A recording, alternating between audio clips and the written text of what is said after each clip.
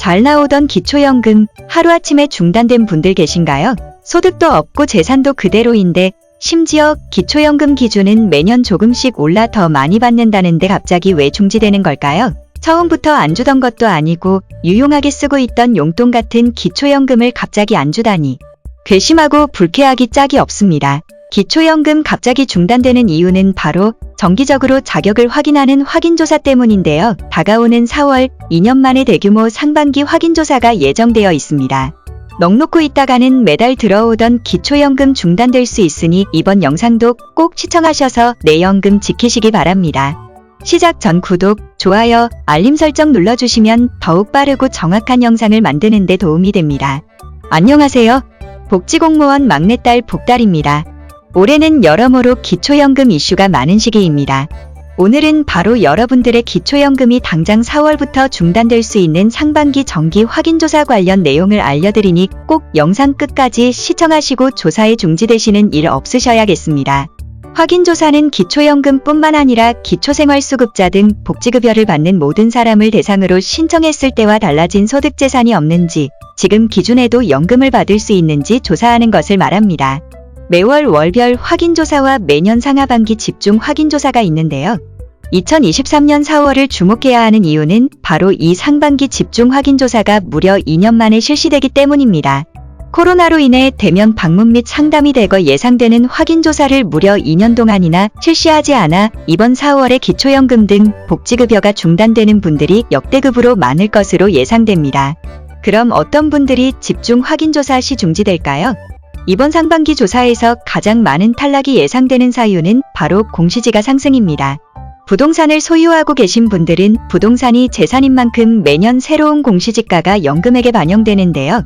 올해는 큰 폭으로 상승한 공시지가가 반영될 것으로 예상됩니다. 지금 부동산 시장 침체기라는데 왜 상승한 공시지가를 반영하는 것일까요? 바로 공시지가 발표 시점과 재산 반영 시점의 차이 때문인데요. 기초연금 조사 시 반영되는 공시지가는 2023년이 아닌 2022년 공시지가이기 때문입니다. 2022년은 현 정부의 부동산 공시가격 현실화로 인해 공시지가가 유례없이 큰 폭으로 상승했던 시기입니다. 지역별로 차이가 있겠지만 최대 30%까지 급등한 지역이 있을 정도인데요. 때문에 부동산을 소유하신 분들은 기초연금 감액을 피할 수 없겠습니다. 지역별 공제액은 대도시와 특례시는 1억 3,500만원, 중소도시는 8,500만원, 농어촌은 7,250만원으로 이 금액을 공제하고 남는 금액에서 연간 4%의 환산율을 적용하게 됩니다. 예를 들어 공시지가가 1억원 상승했다면 1억의 4%인 400만원을 12개월로 나눈 33만 3,333원이 추가로 내 소득인정액에 반영됩니다. 이 경우 지금 소득인정액이 단독가구 180만원인 분은 33만원이 추가로 반영되어 213만원이 소득인정액으로 환산됩니다. 2023년 단독가구 기초연금 기준은 202만원이기 때문에 이 어르신은 당장 4월부터 기초연금을 받지 못하게 되는 것이죠. 그렇다면 소유하고 있는 집을 팔고 전세로 가면 공시지가에서 벗어나 기초연금을 계속 받을 수 있을까요? 결론부터 말씀드리면 절대 아닙니다. 절대로 집을 팔지 마세요. 실제 거주하는 주거용 재산 공제액은 1억 3,500만원인 반면 전세 보증금 공제는 고작 5%밖에 되지 않습니다. 보통 전세 보증금이 매매 금액보다 더 적은데 공제 금액도 5%밖에 되지 않으니 오히려 손해죠. 그리고 당장 집을 팔았다고 해서 바로 그 집이 내 재산에서 빠지는 것이 아니라 기타 증여재산으로 반영됩니다. 재산을 임의로 처분하고 기초연금을 신청하는 사례를 방지하기 위한 항목인데요. 어찌 보면 내 재산도 아닌데 내 재산으로 간주되고 있으니 억울한 항목입니다.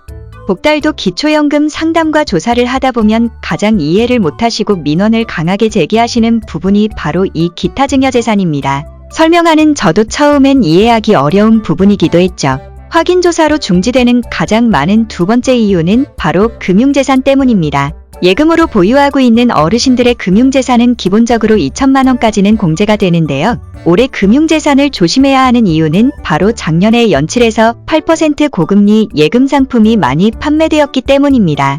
월 이자에서 4만원을 공제한 금액이 소득인정액에 반영되는데요. 예를 들어 봅시다.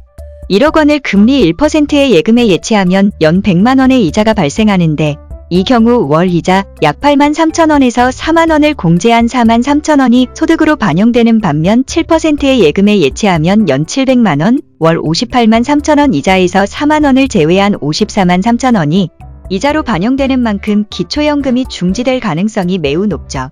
이외에도 근로소득 상승, 신규 재산 취득 등 여러 사유가 있지만 오늘 소개해드린 공시지가와 이자소득은 나도 모르는 사이에 소득인정액으로 반영되기 때문에 대비하기 어렵고 민원 역시 매우 거센 편입니다. 내 의지와 상관없이 올라버린 공시지가와 이자소득 때문에 기초연금이 중지된다면 어떻게 대처해야 할까요? 마냥 불평만 하고 있어야 할까요?